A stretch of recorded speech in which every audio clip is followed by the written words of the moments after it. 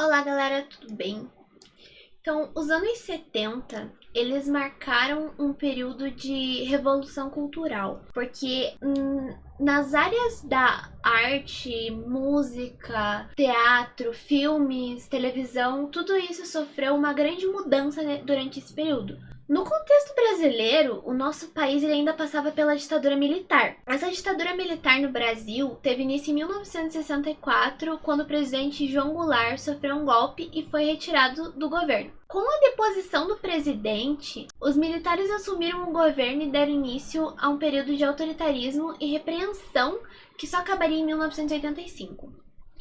Esse golpe, sofrido por João Goulart, ele foi orquestrado pelos próprios militares, com o apoio dos Estados Unidos e até mesmo de alguns civis, especialmente do empresariado. Jango, como ficou conhecido, ele tinha um projeto político que prezava o desenvolvimento e a promoção do bem-estar social. E isso era visto como uma ameaça comunista. Vale lembrar que nesse período, no contexto mundial, havia uma disputa entre o socialismo e o capitalismo encabeçados pelos Estados Unidos e a União Soviética.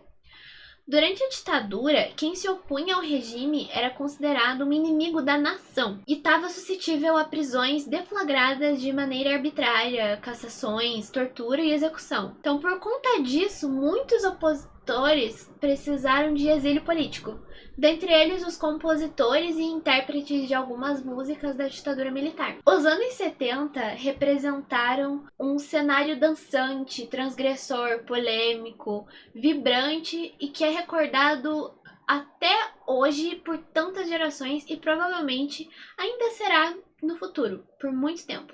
Então aqui vai uma lista com 10 motivos que nos levam a crer que os anos 70 foram incríveis no quesito cultural. A década mal tinha começado e, para ser mais exata, tinha apenas 172 dias de vida e o Brasil já estava em festa.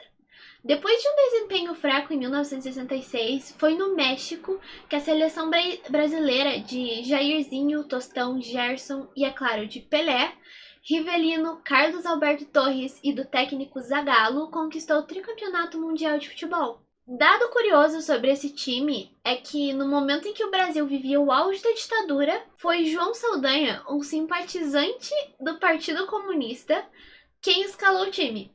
2 meses antes da Copa começar, porém, problemas o afastaram, o técnico, e fizeram com que Zagallo assumisse. Na época, a canção Pra Frente Brasil desbancou todas as outras candidatas e se tornou símbolo nacional da Copa de 70. Cantada ufanamente pelos brasileiros empolgados com o título e com a primeira transmissão em cores e via satélite para todo o mundo. Nova York, 1974. Frequentadores da cena underground local, em sua maioria poetas de rua, usuários de droga, transexuais, à margem da sociedade, eles resolvem se opor ao rock progressivo, que fazia muito sucesso, e criar um estilo musical diferente, mais distorcido e de cultura própria.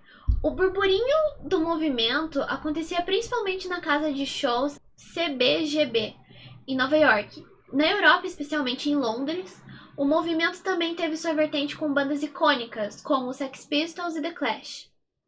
Também na ilha de Manhattan, mais um pouco a norte, outro movimento desbravador se iniciava, o hip hop. Não era apenas um movimento artístico, era mais uma subcultura de resistência, nascida nas comunidades afro-americanas, latinas e jamaicanas. O hip hop rapidamente se espalhou pelo mundo e ao longo dos anos foi incorporando elementos que o representassem, como o DJ, o rap, o grafite e o street dance. O funk também entra nessa guinada. O movimento hippie também teve suas forças nos anos 1970.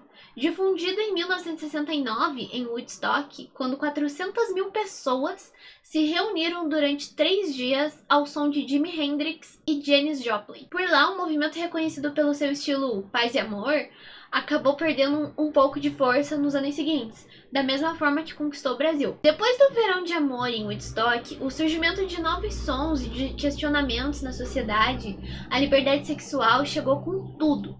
Sexo fora do casamento e entre pessoas do mesmo sexo, o surgimento de métodos contraceptivos e a legalização do aborto são temas que começaram a ganhar muita força na sociedade. No Brasil, o grupo Dizzy Croquettes, formado no Rio de Janeiro por 13 homens que se vestiam e performavam como mulher, também desafiava todos os paradigmas.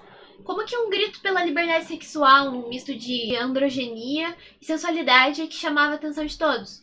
Logo, o grupo ganhou casa de show pelo mundo todo, principalmente na França. Em 1985, Donna Summer conquistava os primeiros lugares nas paradas de sucesso com o hit Love to Love You Baby. Era o disco music ganhando popularidade. O movimento que embalou coreografias em grupos nas casas de dança, oriundo de festas da comunidade negra e latina e que combatia a dominância dos rifles do rock, historicamente também é conhecido por liberdade de expressão. E se elencarmos os principais nomes do estilo, logo teremos Gloria Gaynor, ABBA, Bee Gees, George McRae, as frenéticas no Brasil. Conseguimos traçar um perfil sonoro e estético do que foi a disco music. Sem dúvida, Embalos de Sábado à Noite, de 1977, foi definitivamente um dos melhores representantes da disco music pelo mundo. A faturar mais de 200 milhões de dólares pelo mundo, o lendário filme que hiçou a carreira de Sylvester Stallone marcou e muito os anos 70. A história de um lutador da Filadélfia que tem a chance de disputar pelo título principal de sua categoria comoveu o mundo. O sucesso foi tão grande que desde então o personagem Rocky Balboa figurou em mais 5 filmes, incluindo o mais recente Creed, de 2005, em que Rocky volta às telas aposentado, agora como treinador. No ano seguinte ao lançamento, o longa foi indicado a 9 categorias do Oscar, ganhando 3, a 6 Globos de Ouro, vencendo uma, até cruzar o oceano com 5 indicações ao BAFTA. Gonna Fly Now, o tema principal do filme, usado até hoje como trilha sonora e de confrontos lendários do boxe, chegou a ocupar o topo das paradas da Billboard. Michael dispensa apresentações. Mesmo já tendo sido sucesso ao lado dos irmãos na década anterior, é em 1971 que o ídolo pop fica grande demais e decide lançar sua carreira solo. É na década de ouro que Michael Jackson lança Bang, a sua primeira música de sucesso na carreira solo, e que chegou a ser trilha sonora de um filme homônimo. Foi Off the Wall, de 1979, apontado por muitos como o melhor disco da carreira de Michael, que conduziu seu status a ícone mundial ao misturar soul, disco, pop e funk, e apresentar ao mundo seu estilo mais icônico. As meias brancas sob um sapato mocassim que mais parecia patins para os rodopios do ídolo, e sua também lendária forma de dançar que perdurará para sempre. Michael Jackson revolucionou tudo que a gente conhece como pop. Embalado pela energia artística pulsante da década, o cinema mundial viveu seus anos de ouro. Os grandes clássicos das telonas, aqueles que gostamos de assistir até hoje, foram produzidos e lançados nessa época, como Rocky Balboa, Embalos de Sábado à Noite, Laranja Mecânica, O Poderoso Chefão, O Exorcista, Tubarão. Na toada da liberação dos costumes, o cinema brasileiro vivia o boom do erotismo, no melhor estilo soft porn, com a pornochanchada que representou uma época de ouro para o mercado cinematográfico nacional e surgimento de grandes atrizes. É desta leva que surgiram A Dama da Lotação, Dona Flor e seus 2 maridos, levando Sônia Braga ao estrelato. Vera Fischer estrelou a Super Fêmea em 1972. Xuxa, Cristiane Torlone, a saudosa Marília Pêra e até a atriz Selma Egrey também tiveram espaços nesses longas. Depois de ter assistido a Copa do Mundo de 70 em preto e branco, o brasileiro gostou da ideia de ter uma TV em casa, tanto que o número de televisores no início da década chegou a 4 milhões de residência, o que fez as transmissões chegarem a mais de 25 milhões de telespectadores. Mas no ano de 1972 é que marca a TV em cores no país com a transmissão da Festa da Uva de Caxias, do Rio Grande do Sul. TV Tupi, Globo, Record, Gazeta e a Carioca TV Guanabara, elas ganham muito espaço nas casas dos telespectadores nesses anos. O Ministério da Comunicação aproveita esse momento para baixar o decreto que regulamenta 3 minutos de comercial para cada 15 minutos da programação. No auge da ditadura, a música assumiu um papel de divulgar mensagem direta contra o regime militar.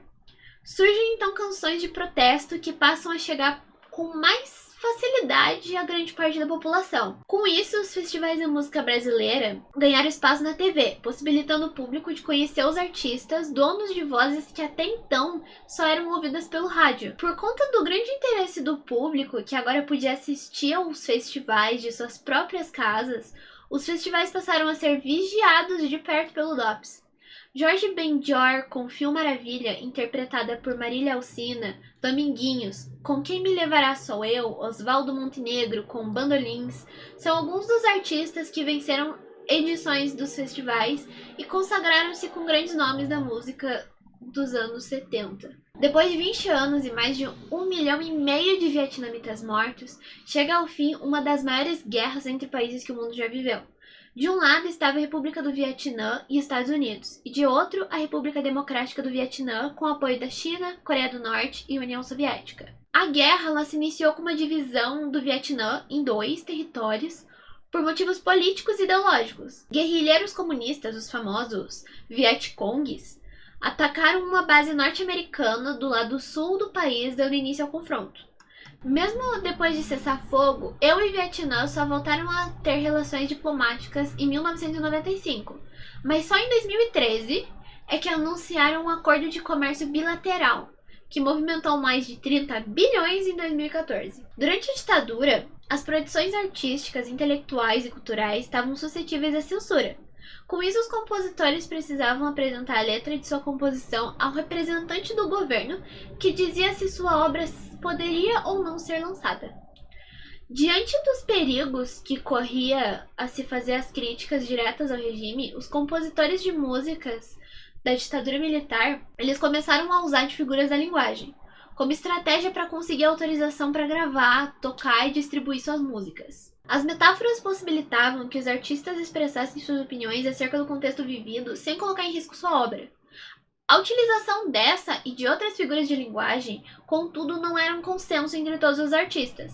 Alguns optaram por denunciar as barbaridades do regime militar de forma objetiva e direta, e a partir de dado momento elas passaram a ser insuficientes para garantir a aprovação das obras. Um compositor de música da ditadura militar que passou por isso foi Chico Buarque. Após ter sua canção Apesar de Você proibida de ser executada, a censura passou a exercer uma vigilância mais incisiva às suas produções, e tudo que era assinado pelo compositor era vetado. Diante desse cenário, a medida adotada por Chico foi a criação de um heterônimo, um nome personagem que assinaria suas letras. Foi aí que nasceu o compositor Julinho de Adelaide. É importante destacar que o início dos anos 70 é lembrado até hoje como um período de destaque maior ao romantismo da juventude, que em certa parte contrastava com a turbulência de um mundo ainda em descobrimento. Através desse romantismo que surgiram nas artes, principalmente na música, figuras tão fortes e caricatas como, por exemplo,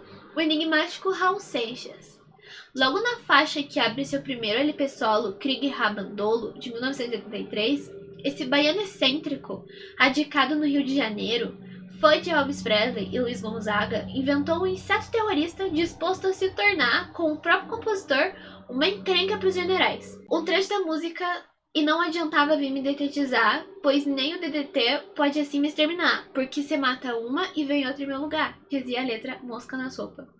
A canção ela driblou a censura, bem como Ouro de Tolo, o hino desabafo que ironizava a alienação característica de quem se contentava em comprar um Corcel 0 km, enquanto a violência da repressão se difundia pelo país. O título do disco, no entanto, chamou a atenção da polícia, e tanto Raul quanto seu parceiro o letrista Paulo Coelho foram levados ao DOPS ao início do ano de 1974. Os policiais perguntaram o que significava Krieg Rabandolo e Paulo Coelho respondeu que significava cuidado com o inimigo. Só que ele não tinha percebido o duplo sentido da frase. Os policiais eles não acreditaram quando ele jurou que era apenas um grito de guerra proferido por Tarzan dos quadrinhos.